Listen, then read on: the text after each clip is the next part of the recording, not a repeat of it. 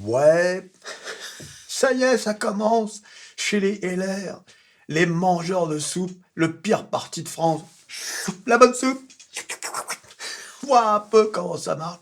Bretaillot qui a annoncé qu'il voulait, qu'il briguait la présidence des LR.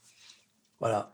Et Laurent Wauquiez, bah, lui aussi, donc du coup, ça y est, ça commence. Bien évidemment, c'est pas la présidence des LR qui les intéresse, tous ces mecs-là. C'est bien sûr 2027. C'est le fauteuil de Macron. Un fauteuil à combien d'ailleurs? 35 000 euros, tu penses? Écoute, c'est-à-dire on en est où dans cette histoire? Oh non, non, on n'entend plus. La commande a été annulée. Ouais, un peu. Normalement, on devrait savoir au quotidien ce qui se passe.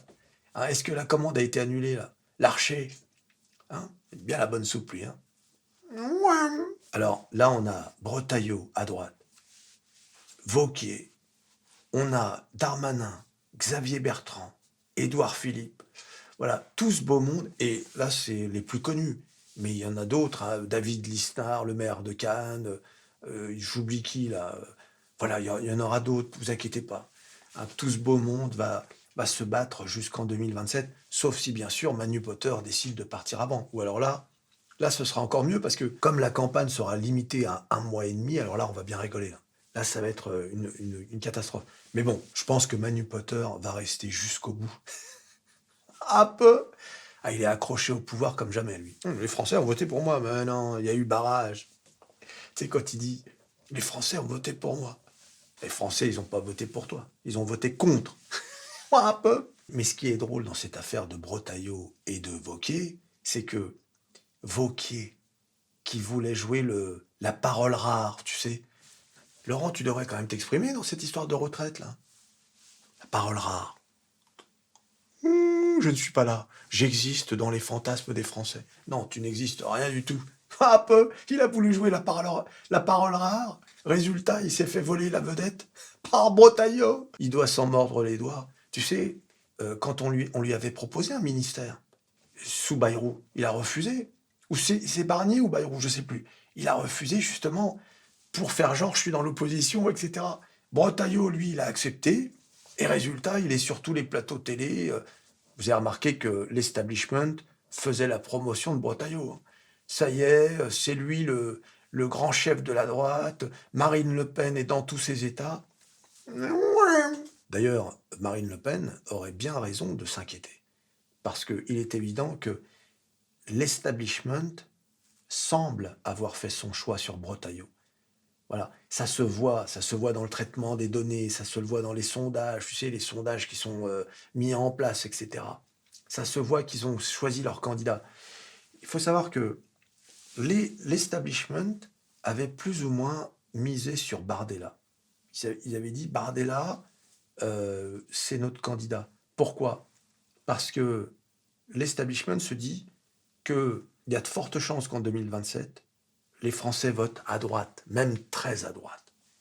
Or, l'establishment, c'est pas leur problème droite-gauche. Ils veulent un candidat qui soit euh, pro-business en quelque sorte, n'entache pas les intérêts des puissants. Et Bardella, ils avaient en Bardella un mec qu'ils pouvaient tenir. Tu vois, par exemple, juste pour cette histoire de flat tax, souviens-toi, il y avait eu une guerre au sein du Rassemblement national entre Jean-Philippe Tanguy et Bardella. Bardella a dit non, non, non, pas d'augmentation de la flat tax. C'est-à-dire que Bardella est plutôt à droite économiquement, alors que Marine Le Pen est plutôt à gauche. Sauf que, quitte à avoir un gars qui a plutôt les idées du Rassemblement national, mais qui est plutôt dans une droite dite respectable et pro-business, eh ben autant prendre un gars populaire des LR. Et qui voilà? Bretaillot, Bretaillot, candidat idéal pour l'establishment et pour ceux qui décident vraiment. C'est pour ça que si j'étais Marine Le Pen, je m'inquiéterais de ce qui est en train de se passer. Voilà. Écoutez bien le narratif dans les médias, écoutez tout ça. Tout commence à être fait pour promouvoir Bretaillot. Vous savez, n'allez pas croire que les choses se font par hasard. Les choses se font avec l'establishment. Ce sont eux qui décident de qui doit être promu ou pas. Écoutez les journalistes, les commentateurs, etc., qui font la promotion de Bretaillot jour après jour, ils le font parce que c'est le narratif qu'il faut construire désormais. Et oui, les amis, vois un peu comment ça marche. Alors on va voir comment ça va se passer, parce que si encore une fois Macron ne démissionne pas, on en a encore pour 2 ans. Et si jamais Bretaillot ne résout pas les problèmes qu'il a promis de résoudre, c'est-à-dire le trafic de drogue, l'insécurité, etc., l'immigration, les OQTF et tout ça, les Français pourront dire pourquoi on voterait pour lui? Ça fait 2 ans qu'il est au pouvoir, il n'a rien fait. Mais bien évidemment, il ne va pas se laisser embarquer dans ce piège. Qu'est-ce qu'il fera? Eh bien, au bout de quelques temps, il dira écoutez, moi j'ai essayé de faire ce que j'ai pu, mais malheureusement, Macron ne veut pas faire un référendum ou je sais pas quoi. J'ai été bloqué par la législation. Tu comprends? Il va faire ça. Il va pas se laisser aller jusqu'au bout, jusqu'en 2027, bien évidemment. Il démissionnera avant en disant si vous votez pour moi, cette fois-ci, je vais mettre en place les lois nécessaires, etc. Tout est écrit. Tout ce que je vous dis là, je vous mets. Je vais pas mettre ma main à couper, tu rigoles quoi? Comment je vais faire pour jouer de la guitare? Mais je peux te garantir que c'est ce qui va se passer. Vous verrez. Voilà. Le mec, il démissionnera, il dira je démissionne car je ne peux pas mettre en place les mesures. Vous avez vu, j'ai été volontaire, j'ai essayé de faire. J'ai viré un Algérien, il nous est revenu le jour même. Un peu. C'est ça qui va se passer. Voilà. C'est pour ça que dans le camp Marine Le Pen, ça commence à trembler, hein, je peux vous le dire. Voilà. Le narratif, il est mis en place. Regardez les médias, regardez, écoutez. Tout est fait pour mettre Bretaillot en tête de gondole. Vous allez voir. Mais bien évidemment, les autres vont pas se laisser faire. Donc on risque d'assister à la guerre des mangeurs de soupe. Voilà un peu comment ça marche. Ah, on va bien rigoler. Moi, je peux vous le dire.